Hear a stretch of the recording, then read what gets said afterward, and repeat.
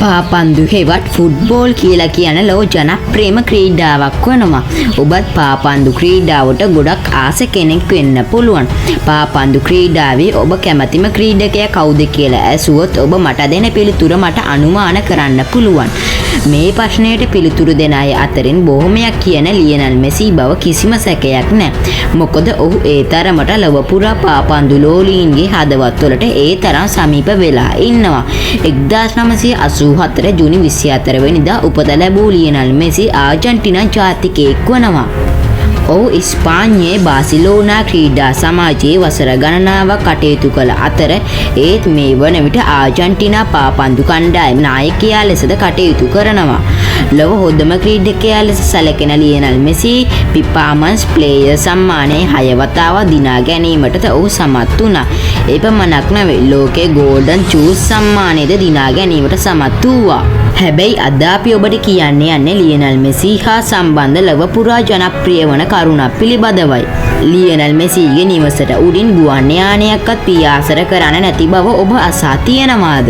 Dollar මිලියන 400කට උරුමකම් කියන 2018 වර්ෂයේ folks සගරා විසින් ලොව දෙවනියට වැඩියෙන්ම මුදල් ගෙවන ක්‍රීඩකයා ලෙස නම් කරපු ලියනල් මෙසිගේ නිවසට උඩින් ගුවන් යානයක්වත් පියාසර නොකරන හේතුව කුමක් විය හැකිද? ඒ සඳහා හේතුව ඔවුන්ගේ මුදල් බලයේ ජනප්‍රියත්වය සහ තම රටට ගෙන කීර්තිය බව ඔබ සිතන්නට ඇති.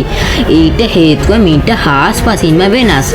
මේ ගැන ලෝකේ කතා කරන්න ගත්තේ ඉස්පාන්නයේ බිරින්ගුවන් සේවා සමාගමේ සභාපති තුමා විසින් සිදු කරු ප්‍රකාශයක් නිසයි.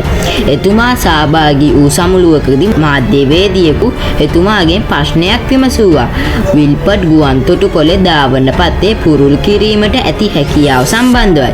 ඔහු ඊට දුන් පිළිතුර වනුයේ බාසිලෝනා පාපන්දු තරුවේ නිවසට ඉයෙනින් ගුවන් යානාවන්ට පියාසර කිරීමේ තහනම් ගුවන් කලාපයක් ඇති නිසා ගුවන් තොටුපොළ පුරුල් කිරීමට ඒ බාධාවක් වන බවයි. ලියනල් මෙසිගේ නිවස පිහිටා තිබෙන්නේ ඉස්පාඤ්ඤයේ බාසිලෝනා නගරයේ පිහිටි කාවා ප්‍රදේශය තුලයි.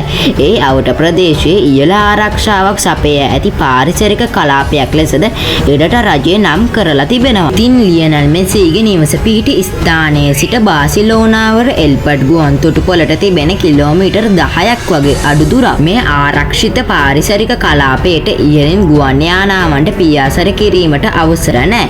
ගුවන් යානාවලින් ඉක්මවන සද්දේ වනජීවීන්ට දැඩි පීඩාකාරී දෙයක් වෙනවා. ඒ නිසා මේ කලාපයේ මගහැර මුහුදු තීරයේ ඔස්සේ පියාසර කරනවා. ඒ නිසා විශාල ගුවන් තදබදයක් ඇති වී තිබෙන බවද මතක් කළ යුතුයි. ගුවන් යානා පියාසර කිරීමෙන් වැළකී සිටින එකම කලාපය මේ පමණක් නොවේ. මාචු පිසු ලෙස හඳුන්වන ලොව සුප්‍රසිද්ධ ඓතිහාසික කලාපයක් වන එක් ස්ථානයක් වනවා. ලෝක උරුමයක් ලෙස සැලකෙන මේ ප්‍රදේශයට ඉහළින් ඒ අවට සිටින වනජීවීන්ට බාධාවක් වන පරිදි ගුවන් යානාවට ගමන් කිරීම තහනම් කර තිබෙනවා. ඉතින් ලියනල් මෙසිගේ නිවසට ඉහළින් ගුවන් යානා පියාසර නොකිරීම හා ලියනල් මෙසි අතර කිසිම සම්බන්ධයක් නැහැ. ඔහු තම නිවස සෑදීමට තෝරාගත් ස්ථානයේ ගුවන් ගමන් සදා තානම් ස්ථානයක් වීම ප්‍රධාන හේතුවක් වනවා. ඉතින් අද වීඩියෝ එක හොඳයි කියලා හිතෙනවා නම් දැනුම ලැබුණා කියලා හිතෙනවා නම් වීඩියෝ එකට ලයික් කරලා සබස්ක්‍රයිබ් කරලා නැත්නම් අනිවාර්යයෙන්ම සබස්ක්‍රයිබ් කරලා නොටිෆිකේෂන් ඕන් කරගෙන තියාගන්න. එහෙනම් අපි මේ වගේ තවත් වටිනා වන වීඩියෝ එකකදී හැම සියලුම දෙනාට සුබ දවසක්.